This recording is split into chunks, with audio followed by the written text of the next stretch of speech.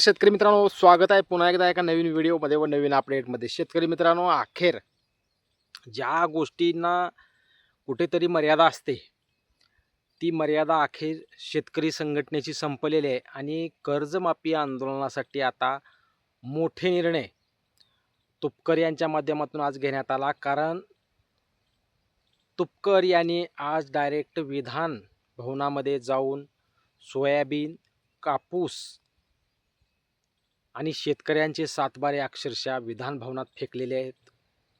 शेतकऱ्यांची सरसगट कर्जमाफी करा, अन्यथा आम्ही थांबणार नाहीत, अशा पद्धतीचं आंदोलन आज त्यांनी केलेलं आहे. आणि महत्त्वाचा मुद्दा शेतकरी मित्रांनो, हे आंदोलन न सांगता केलेलं होतं. अन्यथा हे जर आंदोलन होणार आहे असं जर सांगितलं असतं तर त्यांना विधान भवनामध्येच येऊ दिले नसते. त्यामुळे कुठेतरी आज जो तुपकर यांचा जो आंदोलनाचा पवित्रा होता, तो कुठेतरी सरकारवर निश्चितच प्रभाव टाकणारा होता. आणि काही शेतकरी तर झाडावरच चढून बसलेले आहेत आणि ते झाडावर चढून बसून सांगतात की सरसगट कर्जमाफी झाल्याशिवाय आम्ही खाली येणार नाही. त्यामुळं कुठंतरी आता बांध फुटलेला आहे. कारण जे शेतकऱ्यांसाठी आंदोलन करणारे नेते आहेत, त्यांना फक्त सरकारने आश्वासनावर आश्वासनं दिली. अगोदर शेतकऱ्यांना आश्वासन दिलं, परत जे आंदोलनकर्ते आहेत त्यांना आंदोलन करून थांबवण्यासाठी, त्यांना आश्वासन पूर्ती करण्यासाठी शब्द दिला, परंतु कुठलाही शब्द राज्य सरकारकडून पाळलेला जात दिसत नाही आहे. कारण जे कर्जमाफी समितीची बैठक होती, ती बैठक ही कॅन्सल झाली. त्याचबरोबर त्यांच्याकडून सांगण्यात आले की कर्जमाफी समिती बरखास्त करण्यात आलेली आहे. रोहित पवार यांनाही यश येत नाही, नवले यांनाही यश येत नाही, रविकांत तुपकर यांना यश येत नाही.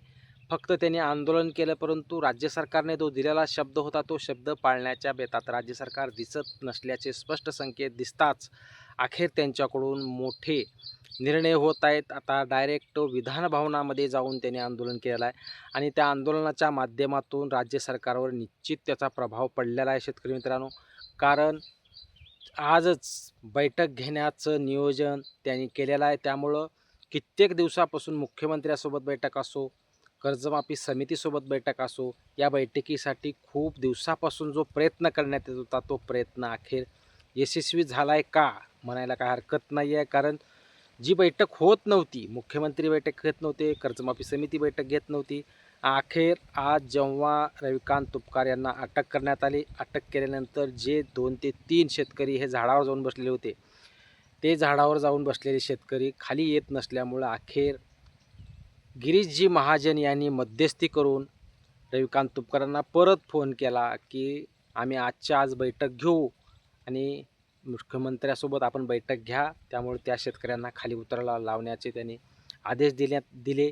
तेव्हा शेतकरी खाली उतरण्यासाठी रविकांत तुपकर यांनी त्यांना विनंती केली की आपल्याला मुख्यमंत्र्यांनी शब्द दिला आहे, गिरीशजी महाजन यांनी शब्द दिला आहे, परत एकदा आपण त्यांच्यावर विश्वास ठेवू, बैठकीत काय होते बघू आणि बैठकीच्या नंतर अजून जो काय निर्णय आहे तो निर्णय घेऊ, असं त्यांनी स्पष्ट केलेलं आहे. त्यांनी हे पण सांगितलेलं आहे की जर बैठकीत योग्य निर्णय नाही झाला तर उद्याचा किंवा भविष्यातलं पुढचं जे आंदोलन आहे त्याची दिशा आपण संध्याकाळी ठरवू, असं त्यांनी स्पष्ट केलेलं आहे. त्यामुळे शेतकरी मित्रांनो, नवले यांना फसवण्यात आलं, रोहित पवार यांना फसवण्यात आलं, रविकांत तुपकर यांना फसवण्यात आलं, कर्जमाफी समितीने बैठक घेतो म्हणून फसवलं.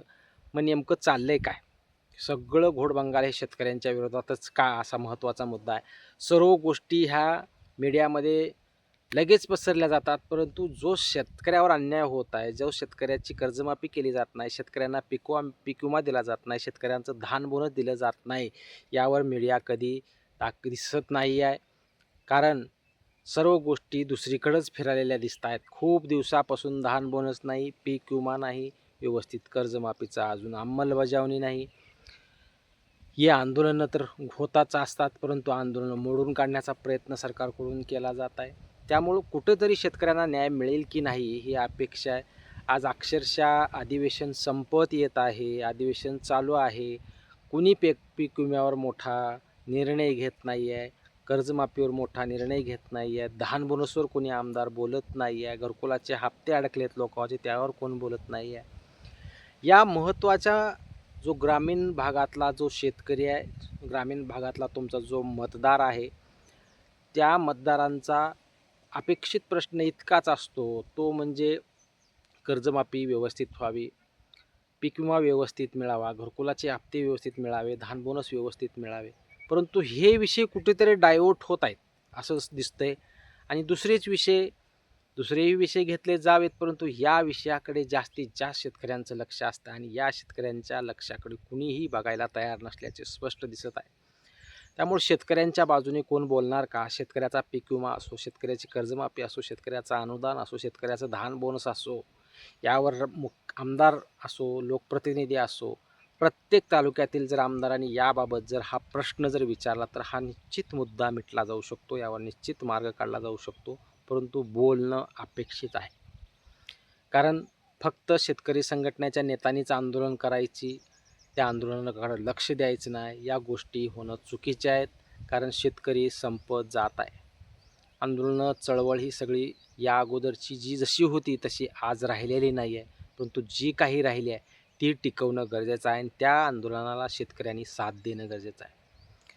रोहित पवार यांना काल शब्द देऊन मीटिंग झालेली नाही, तर लागलीच आज सकाळी रविकांत तुपकरांनी न सांगता डायरेक्ट विधानभवनामध्ये सोयाबीन फेकलं, कापूस फेकला, सातबारे फेकले थकीतचे, कर्जमाफी राज्य सरकारनं करतो म्हणलं, सरसकट करतो म्हणलं, शब्द दिलेला आहे, काहीही निर्णय होत नाही, अंमलबजावणी होत नाही, 2019मधील शेतकऱ्यांना न्याय मिळत नाही, प्रोत्साहनला अडचणी आहेत. या सर्व प्रश्न जे आहेत या प्रश्नावर राज्य सरकार वैयक्तिक लक्ष का देत नाही, हा खूप महत्त्वाचा मुद्दा आहे. त्यामुळं शेतकऱ्यांनी विचार करावा की राज्य सरकार आपल्याबाबत काय करतं आहे. आपापल्या तालुक्यातल्या शेतकऱ्यांनी असो, आपापल्या आमदारांना असो, कर्जमाफीबाबत असो, पीक विम्याबाबत असो, अनुदानाबाबत प्रश्न विचारणं गरजेचं आहे. त्यांनी प्रत्येक तालुक्यामध्ये शेतकरी असा तालुका कुठलाही नाही की शेतकरी नाही. त्यामुळे शेतकऱ्यांचे महत्त्वाचे मुद्दे या अधिवेशनामध्ये होणं गरजेचं आहे. धान बोनससाठी खूप शेतकरी प्रतीक्षेत आहेत. धान बोनसवर कोणी बोलत नाही आहे. खूप जिल्ह्यामध्ये 1 रुपयाही पीक विम्याचं वाटप झालं नाही आहे, त्याबाबतही कोणी बोलताना दिसत नाहीत. बोलतात, त्यांचं प्रत्युत्तर येतं, त्याच्यावर काय पुढे घडतं माहीत नाही. इतर सर्व गोष्टीचे GR निघतात, परंतु थकीत असलेला खूप दिवसापासून खूप जिल्ह्यातील शेतकऱ्यांचा पीक विम्याबाबत GR निघत नाही आहे. असे महत्त्वाचे मुद्दे शेतकऱ्यांचे विधानसभेमध्ये का चर्चिले जात नाही आहेत?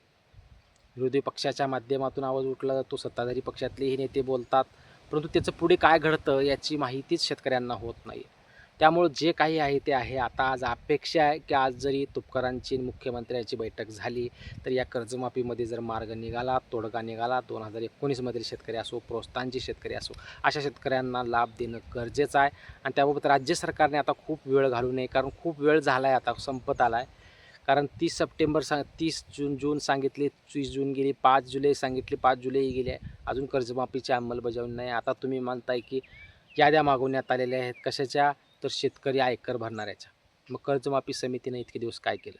हा खूप महत्त्वाचा मुद्दा आहे. यावर राज्य सरकारने तातडीने निर्णय घ्या, शेतकऱ्यांना न्याय द्या. एकही शेतकरी वंचित कर्जमाफीतून राहून यासाठी प्रयत्न करा.